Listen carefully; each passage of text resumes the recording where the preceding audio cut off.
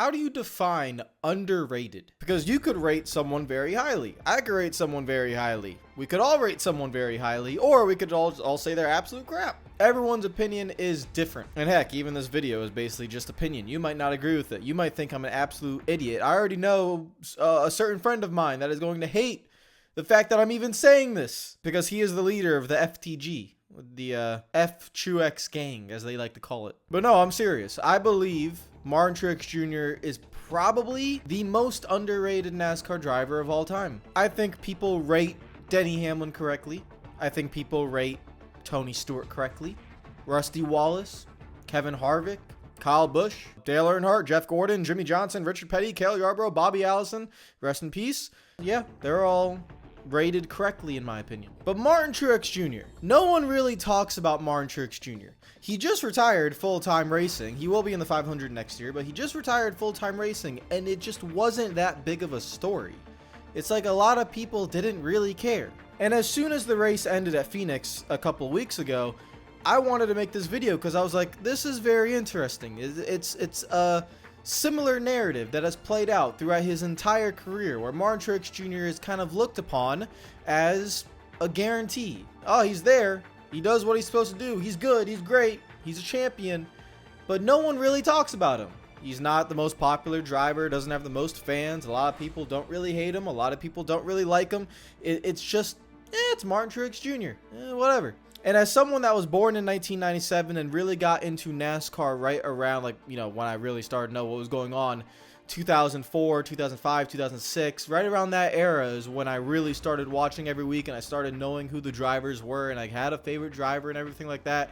And right around that time is when Martin Truex Jr. was winning back-to-back NASCAR Busch Series championships and was basically touted as the next big thing. He would start his rookie season in 2006, you know, same as Denny Hamlin as well, but one is a champion, one isn't, and yet I think we view the one that isn't the champion as an overall better race car driver than the one that is the champion. And I'm not saying that's wrong, because Denny Hamlin has 20 more race wins than Martin Truex Jr., and they both had their rookie season in 2006. I believe if Martin Truex Jr. started at Joe Gibbs Racing and was at Joe Gibbs Racing from the start of his career to the end of his career, that his numbers would be similar or better than what Denny Hamlin has. And that's what I feel like gets lost with Martin Truex Jr. is that the start of his career didn't set him up nicely. He goes into DEI when DEI was already failing.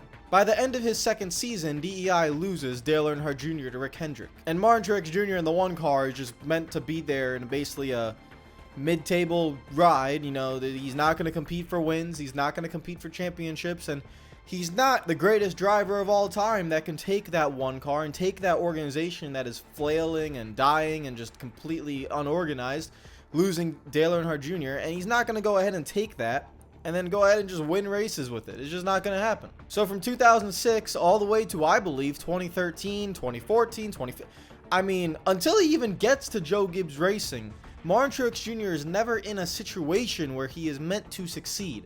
You are never expected to see Martin Truex Jr. succeed. He was not with Hendrick. He was not with Penske. He was not with Gibbs for so long. He was never in a situation, even Richard Childress Racing, Roush Fenway Racing, SHR, when SHR came around, he was never in that situation. He was always meant to be just another driver, which is why I feel like a lot of people view him as just another driver, and yet he is a NASCAR Cup Series champion. He does have over 30 race wins. He is very likely a first ballot Hall of Famer. Nobody talks about him. Why is that? Well, it's because up until his move to Furniture Row Racing, he only had 2 or 3 Cup Series wins in his first 10 years. From 2006 to 2015, in his 10 seasons, he only had 3 race wins. That's not very good. He goes from DEI to Michael Waltrip Racing. In 2013, Spingate happens. He gets kicked out of the playoffs in 2013 because of Spingate, and then Michael Waltrip Racing goes down, and he announces his move to Furniture Row Racing, which is the single car team based out of Denver, Colorado. Guys, can you imagine a NASCAR Cup Series team based out of Denver, Colorado, and expecting that team to win a championship? Denver, Colorado. Everyone's based in Charlotte. A team in Denver is not supposed to win the Cup Series championship, let alone a single car team. Single car. No teammates, barely any resources, not expected to do much, and is literally called Furniture Row Racing. The team is named after Furniture Row. It's not expected to win championships. And yet a rookie crew chief named Cole Pern comes on board and everything changes. And Martin Truex Jr. finally has a race car where he's able to showcase, hey, I'm not half bad.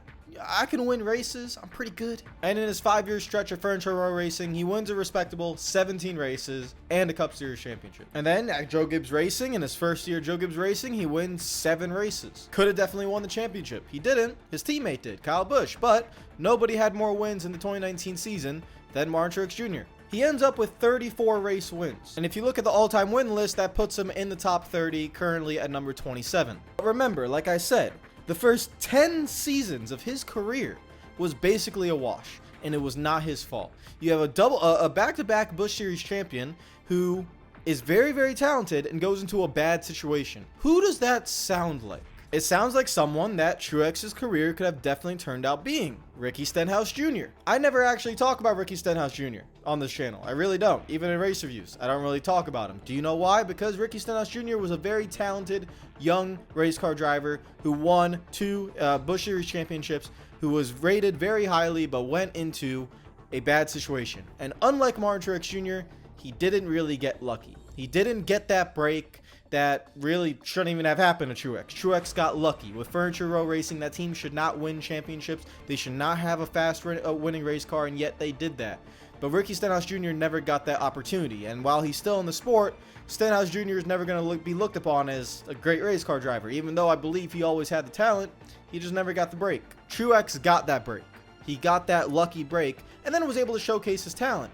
But around the drivers that he's in the all-time win list, let's take a look at it. He's around Joey Logano, who's at 35. He's around Brad Keselowski, who's at 36. Kurt Busch is right above him at 26. Fireball Roberts, Dale Jarrett, Kyle Larson right behind him at 28, 29, and 30. Carl Edwards at 31. So he has more race wins than Carl Edwards. And remember, Carl Edwards racked up all those wins in basically an 11-year career. Comes in 2005, leaves early in 2016.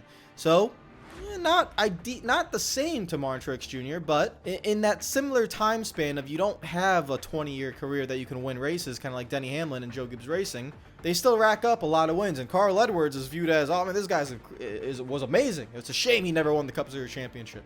And I feel like if you asked the random NASCAR fan who was better, Martin Truex Jr. or Carl Edwards, and I think a lot of people will actually tell you Carl Edwards. My point is, I kind of view them the same because I view Carl Edwards as really, really good. And I also view Martin Truex Jr. as really, really good. But I think the majority of people, if you ask them between Carl Edwards and Martin Truex Jr., the majority of people would say, oh yeah, that's clearly Carl Edwards. Yeah, he was the better race car driver than Truex. And I think that is not very respectable to Truex. Let's take that example of Denny Hamlin. Denny Hamlin comes in 2006. He's with Joe Gibbs Racing. He is still racking up race wins. He's at 54 at the moment in however long he's been, 18 years, correct? It is a hypothetical question, but what if Martin Truex Jr. went into that 11 car in 2006? What if he went to Joe Gibbs Racing in 2006? And what if he stayed with Joe Gibbs Racing throughout his entire career and it ended this year? How many championships would he have? How many race wins would he have? Would it be somewhat similar to Denny Hamlin at 54? Would he be a multi-Cup Series champion? Would he have no championships? Well, he won a championship with Furniture Row Racing, but what would his career look like? And in my opinion, Martin Truex Jr. has the racing talent and the driver talent where he would be a multiple Cup Series champion and he would have somewhere around 50 to 60 race wins. And if he had that career, people I think would then rate him accordingly. But they don't rate him because he has 34 race wins and the first 10 years of his career was basically a waste. And you know what? Forget about stats. Forget about stats for now. It is what it is. Yeah, he was in a bad ride for a long time. He never really got that break. Then when he finally got it, he won a Cup Series championship. He's a champion, first ballot Hall of Famer. Forget all that. Why do I also think he is incredibly underrated? And this is actually more important than just the stats. Is that I believe Martin Truex Jr. is part of a dying breed. He was a clean race car driver. Martin Truex Jr. throughout his entire career was a clean race car driver. Just think about it. Off the top of your head, can you think of any arguments, fights that he had with other drivers? Can you think of them? I can't really think of any. Can you think of a time where one of his competitors, one of his peers, said, oh, Martin Truex Jr., he's a jackass, he races dirty, he doesn't care about it? I can't think of a single one. Everybody in that garage area, every race team, every engineer, mechanic, driver, owner, they respected Martin Truex Jr. Kind of like the same way that we all respected Mark Martin. And why is that? Because they were clean race car drivers. Now, Mark Martin gets that credit. He is rated correctly as one of the cleanest race car drivers of all time. But Martin Truex Jr. started winning races in a time where the driver etiquette kind of went out the window. Right, in 2014 comes in with that playoff format. You have Matt Kenseth fighting everybody. Joey Logano is a villain. Everybody hates Denny Hamlin. Brad Keselowski is looked at as the dirtiest race car driver of all time.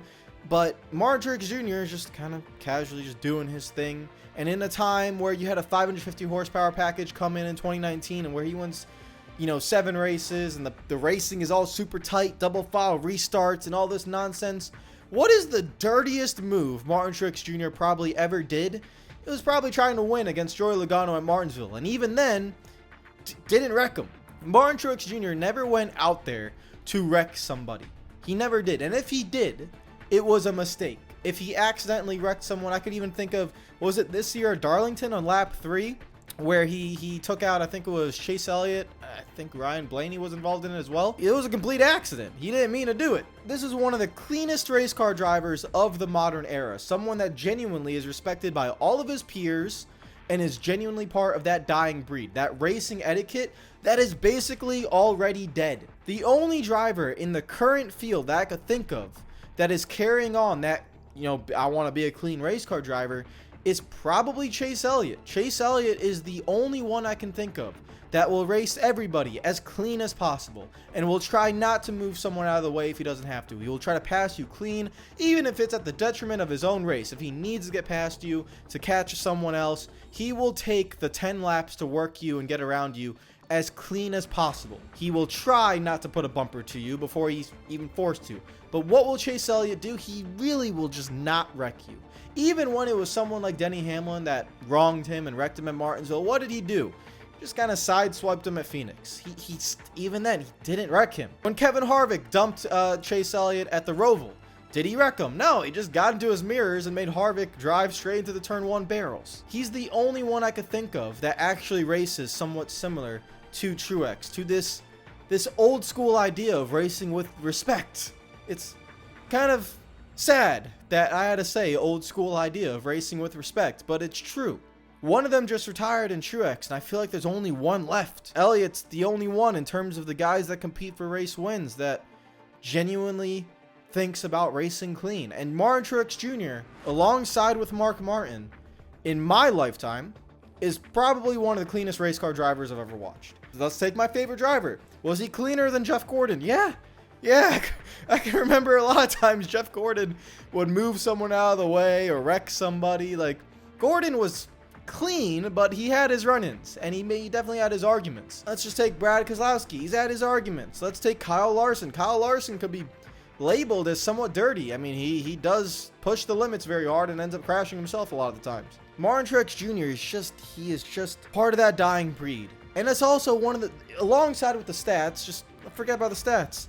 I feel like people don't even rate him accordingly because of that. He's a clean race car driver that is retiring full-time, and I feel like that etiquette is really, in the modern NASCAR era, it's almost completely gone. For those reasons, I think Martin Truex Jr. is honestly the most underrated Cup Series driver of my lifetime. I can't think of anyone else that is as underrated as him.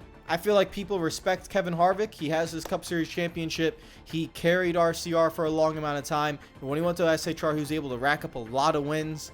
I feel like Kevin Harvick is rated accordingly. But someone like Martin Truex Jr. is not rated as highly as I think. Bill Elliott maybe is someone I could think of that was not rated as highly as he should have been. But Bill Elliott was before my time. I already grew up, but in my adulthood, his son is in my era, not Bill. Matt Kenseth, Mark Martin, Tony Stewart, Denny Hamlin, Keselowski, Kenseth, Jimmy Johnson, Carl Edwards, Greg Biffle, just randing out names. I think they are all correctly rated, but Martin Truex Jr., don't think he gets the respect. So what do you guys think? Is Martin Truex Jr., is he rated like he should? Is he underrated? Or is he even, I don't know how this could be possible. Is he overrated? I really don't think that's the case. But what do you think in the comments down below? And again, congratulations to Martin Truex Jr. on his full-time retirement. And you never know, maybe he'll win the Daytona 500. It's a race he's never won, and I would like to see him win it. So that'd be really cool if Martin Truex Jr. could win the Daytona 500 as a part-time driver. It'd be the last. I mean, that's the reason why he's probably running it, because he's never won it. Wants to win it. Doesn't want to be like Tony Stewart. Doesn't want to regret that. I'm sorry, Tony. Take care of yourselves. I will see you guys tomorrow. Make sure you guys subscribe if you're new to the channel. Peace out.